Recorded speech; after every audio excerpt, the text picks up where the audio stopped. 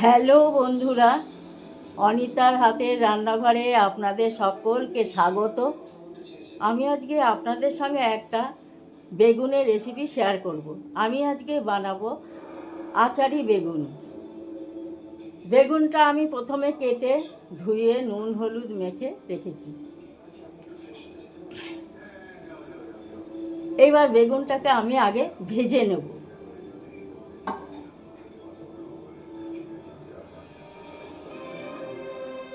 গ্যাসটা প্রথমে জ্বালিয়ে নিই।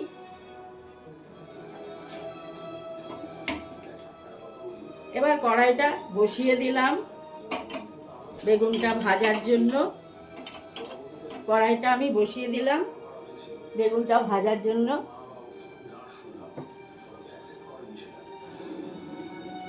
এবার কড়াইতে আমি তেল দেব।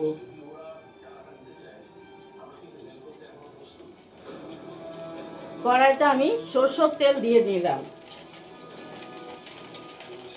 কড়াইটা গরম হোক হলে আমি কড়াইতে প্রথমে সরষের তেল দিয়ে নিলাম।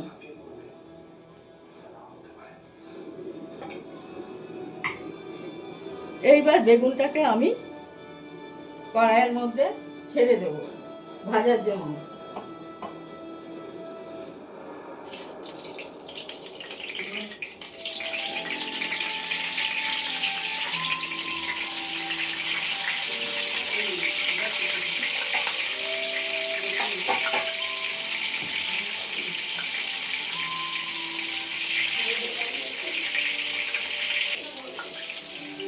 কড়াইটা আমি ঢেকে দিলাম, একটু নেড়ে কড়াইটা আমি ঢেকে দিলাম।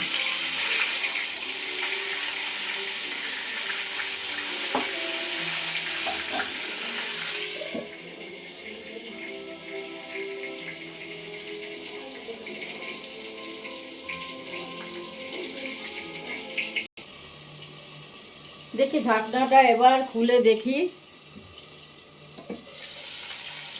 হ্যাঁ, বেগুনটা আমার প্রায় ভাজা হয়ে এসছে। বেগুনটা এবার আমি আস্তে আস্তে নামিয়ে নেব।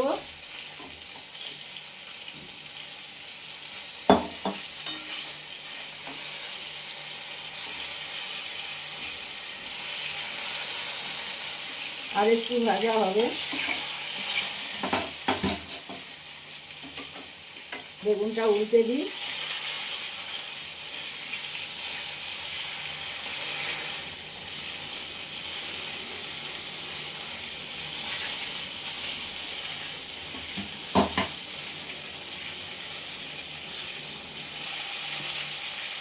বেগুনটা এবার আমি আস্তে আস্তে তুলে নেব।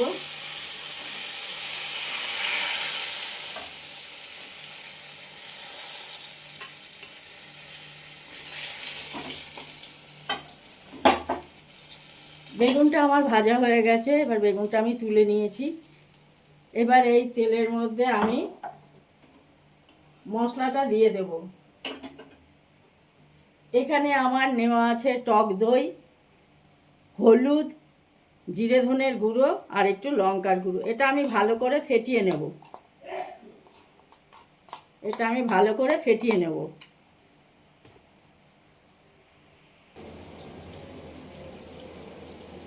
এবার মশলাটা আমি কিছুটা কড়াইয়ের মধ্যে ঢেলে দেব। মশলাটা কষবো।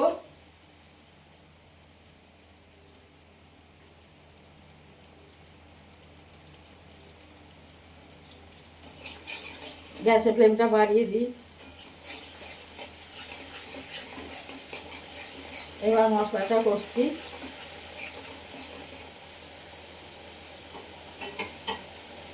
এবার বেগুনটা আমি আস্তে আস্তে এর মধ্যে দিয়ে দেবো।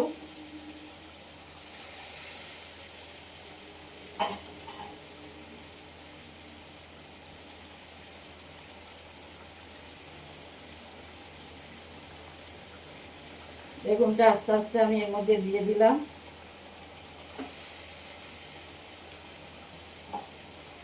এবার বাকি মশলাটাও বেগুনের মধ্যে দিয়ে দিলাম।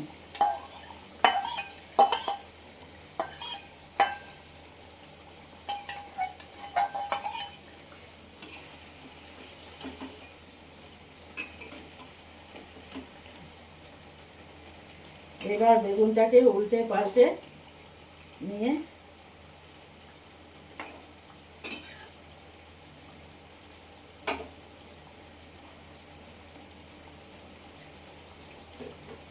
এবার বাটি ধুয়ে একটু মশলা বাটি ধুয়ে জলটা দিয়ে দিলাম।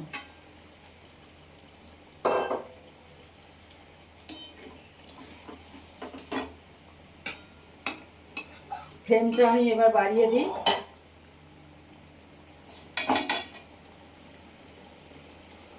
বেগুনটা প্রায় আমার রেডি হয়ে এসছে। বন্ধুরা, এবার আমি এর মধ্যে এই আচারের তেলটা দিয়ে নামিয়ে ফেলবো।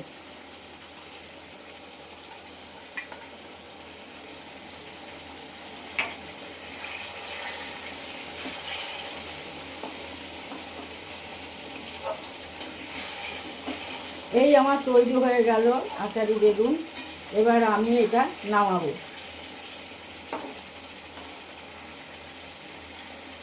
এবার এটা আমি গ্যাস অফ করে নামিয়ে ফেলবো।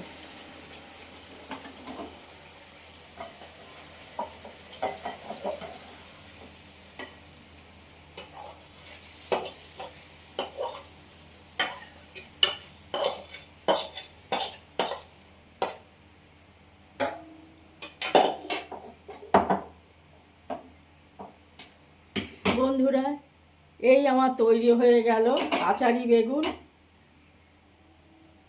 এই আচারি বেগুনের রেসিপিটি আপনাদের কেমন লাগলো আপনারা আমাকে কমেন্ট বক্সে জানাবেন।